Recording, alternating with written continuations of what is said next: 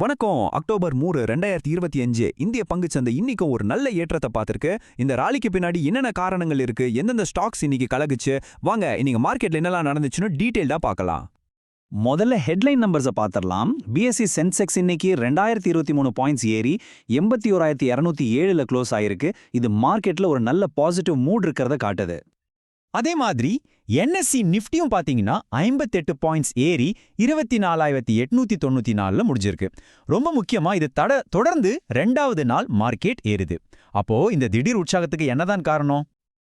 இந்த நம்பர்ஸ் எல்லாம் ஒரு பக்கம் இருக்கட்டும், ஆனா இன்னைக்கு மார்க்கெட்டோட உண்மையான ஸ்டோரியே வேற. ஒரு செம்ம ஃபைட் பேக் கொடுத்திருக்கு மார்க்கெட். இந்த ரேலிக்கு பின்னாடி இருந்த டிரைவிங் ஃபோர்ஸ் என்ன, யார் அந்த கீ பிளேயர்ஸ், வாங்க உள்ள போய் பார்ப்போம். ஓகே, ஃபர்ஸ்ட் செக்ஷன் மார்க்கெட்டோட இந்த ஸ்ட்ராங் ரெக்கவரி, இந்த ரேலிக்கு பின்னாடி இருக்கிற காரணங்களை ஒன்னொன்னா பார்க்கலாம். இந்த ரெக்கவரிக்கு முக்கியமான காரணம் வேற யாருமல்ல, நம்ம ரிசர்வ் பேங்க் ஆஃப் இந்தியா தான். அவங்களோட ரீசன்ட் அனௌன்ஸ்மெண்ட் இன்வெஸ்டர்ஸோட மூடையே கம்ப்ளீட்டா பாசிட்டிவா மாத்திருச்சு. அப்படி என்ன சொன்னாங்கன்னு பாத்தீங்கன்னா, மூணு முக்கியமான விஷயம். ஒன்னு, ரெப்போ ரேட்டை 5.5%லயே மெயின்டைன் பண்றாங்க. சிம்பிளா சொன்னா லோன் காஸ்ட் அதிகமாகாது. ரெண்டாவது, நம்ம நாட்டோட ஜிடிபி வளர்ச்சி கணிப்பை 6.8%ஆ உயர்த்திருக்காங்க. இது எக்கானமி மேல இருக்கிற நம்பிக்கையே காட்டுது. கடைசியா, பணவீக்கம் அதாவது இன்ஃப்ளேஷன் குறையும்னு சொல்லியிருக்காங்க. இந்த 3 விஷயமும் சேர்ந்து மார்க்கெட்டுக்கு ஒரு பெரிய பூஸ்ட் கொடுத்துருச்சு. சரி, மார்க்கெட் நியூஸ்ல இருந்து கொஞ்சம் விலகி ஒரு மாஸ்டர் இன்வெஸ்டரோட மைண்டுக்குள்ள போய் பார்ப்போம். அவர் வேற யாரும் இல்ல, ராதாகிருஷ்ணன் தமானி. இங்க பாருங்க, தமானியோட போர்ட்ஃபோலியோல 97%, ஆமா 97% ஒரே ஒரு கம்பெனில தான் இருக்கு. அவென்யூ சூப்பர் மார்ட்ஸ், அதாவது நம்ம எல்லாருக்கும் தெரிஞ்ச டிமார்ட். இதுக்கு பேர் தான் ஹை கன்வெக்ஷன் இன்வெஸ்டிங். ஒரு ஸ்டாக் மேல அபார நம்பிக்கை வச்சு முதலீடு பண்றது.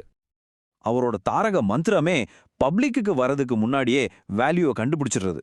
இதுக்கு ஒரு பெஸ்ட் எக்ஸாம்பிள் அவர் நேஷனல் ஸ்டாக் எக்ஸ்சேஞ்ச் அதாவது என்எஸ்சில பண்ணின இன்வெஸ்ட்மெண்ட். இன்னும் ஐபிஓவே வரல, ஆனா இன்னைக்கு அதோட மதிப்பு கிட்டத்தட்ட 9,300 கோடி ரூபாய். யோசிச்சு பாருங்க. ஓகே, திரும்பவும் மார்க்கெட்டுக்கு வரும். இப்போ லார்ஜ் கேப் ஸ்டாக்ஸ் அதாவது பெரிய நிறுவனங்கள் எப்படி பெர்ஃபார்ம் பண்ணுச்சுன்னு பார்க்கலாம். இன்னைக்கு யார் யார் ஸ்டார்ஸா இருந்தாங்க? இன்னைக்கு சென்செக்ஸோட டாப் ஜெயினர் டாடா ஸ்டீல் ஒரே நாள்ல 3.40% ஏறி இருக்கு. இந்த திடீர் ரேலிக்கு பின்னாடி ஒரு பெரிய இன்டர்நேஷனல் நியூஸ் இருக்கு. நெதர்லாந்து கவர்மெண்ட் டாடா ஸ்டீலோட ஐமியூடன் பிளான்ட்டுக்கு கிட்டத்தட்ட 208 பில்லியன் ரூபாய் சப்போர்ட் அனௌன்ஸ் பண்ணிருக்காங்க. எதுக்குன்னு கேக்குறீங்களா? அந்த பிளான்ட்டை முழுசா கிரீன் டெக்னாலஜிக்கு மாத்துறதுக்கு. இது டாடா ஸ்டீல உலக அளவுல ஒரு முக்கியமான கிரீன் ஸ்டீல் பிளேயரா மாத்தும். அடுத்து நம்ம லிஸ்ட்ல இருக்கிறது HDFC bank. RBI capital market financing சம்பந்தமா சில ரூல்ஸை மாத்திருக்காங்க. இதனால HDFC பேங்க் மாதிரி பெரிய வங்கிகளுக்கு புதுசா வருமானம் சம்பாதிக்க ஒரு சான்ஸ் கிடைச்சிருக்கு. அதனால இன்னைக்கு இந்த ஸ்டாக் எல்லாரோட கவனத்தையும் ஈர்த்துச்சு.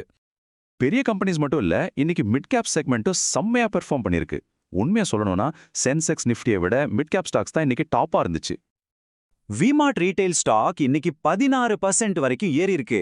என்ன காரணம்னு பாத்தீங்கன்னா, அவங்களோட வருமானம் போன வருஷத்தை விட 22% ஜாஸ்தியாகி 807 கோடி ரூபாயை தொட்டிருக்கு. விமார்ட்டோட இந்த சக்சஸ்க்கு காரணம் அவங்களோட அதிரடியான எக்ஸ்பேன்ஷன் பிளான் தான். இந்த குவார்ட்டர்ல மட்டும் 25 புது ஸ்டோர்ஸ் ஓபன் பண்ணிருக்காங்க. அதுவும் இல்லாம டயர் 2, டயர் 3 சிட்டிஸ்ல அவங்க போடுற கவனம் நல்ல ரிசல்ட் கொடுக்குது. அடுத்து வாரி எனர்ஜிஸ். இவங்க கிட்டத்தட்ட 8,175 கோடி ரூபாய் மதிப்புள்ள ஒரு மெகா எக்ஸ்பான்ஷன் பிளானை அனௌன்ஸ் பண்ணிருக்காங்க. இது இந்தியாவோட கிளீன் எனர்ஜி செக்டார்லயே ஒரு பெரிய கேம் சேஞ்சரா இருக்க போகுது. ஃபெஸ்டிவல் சீசன் வந்தாலே ஜவுளி கடைகள்ல தான் கூட்டம் அள்ளும். அத சாய் சில்க்ஸ் அதாவது கலாமந்திர் சரியா யூஸ் பண்ணிருக்காங்க. அவங்க வருமானம் 28% ஏறினதால ஸ்டாக் பிரைஸ் 11% மேல ஜம்ப் ஆயிருக்கு. அதோட சவுத் இந்தியா முழுக்க 10 புது அவுட்லெட் திறக்க போற நியூஸும் இந்த ரேலிக்கு ஒரு காரணம். சரி, கடைசியா ஸ்மால் கேப் செக்டார்ல என்ன நடந்துச்சுன்னு பாப்போம். இங்கேயும் சில இன்ட்ரெஸ்டிங்கான ஸ்டோரிஸ் இருக்கு. சிஎஸ்பி பேங்கோட growth நம்பர்ஸை பாருங்க. டெபாசிட்ஸ் 25%, அட்வான்சஸ் அதாவது கடன்கள் 29%ன்னு ரெண்டுமே டபுள் டிஜிட்ல வளர்ந்துருக்கு. இந்த சூப்பர் growthக்கு முக்கியமான காரணம் அவங்களோட கோல்ட் லோன் பிசினஸ் தான். யூனியன் பேங்க் ஆஃப் இந்தியாவும் நல்ல பெர்ஃபார்ம் பண்ணிருக்காங்க. குறிப்பா அவங்களோட ரீட்டைல் பேங்கிங் செக்மெண்ட்ல, அதாவது தனிநபர் வாடிக்கையாளர்களுக்கான பிரிவுல நல்ல வளர்ச்சி தெரியுது. நெட்வொர்க் டெக்னாலஜிஸ் இந்த ஸ்டாக் இன்னைக்கும் 6% ஏறி இருக்கு.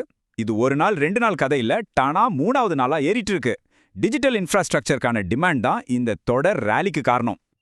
சோ இன்னைக்கு மார்க்கெட்ல இருந்து நாம எடுத்துக்க வேண்டிய பாடம் என்னன்னா, இன்வெஸ்டர்ஸ் இப்போ ஸ்ட்ராங்கான ஃபண்டமெண்டல்ஸ், தெளிவான growth strategy இருக்கிற கம்பெனிஸ் தான் தேடி போய் ரிவார்ட் பண்றாங்க. இதுதான் இன்னியோட சக்சஸ் ஃபார்முலா. இந்திய பங்கு சந்தை அப்டேட்டுகளுக்காக சப்ஸ்கிரைப் பண்ணி பெல் ஐகானையும் கிளிக் பண்ணுங்க.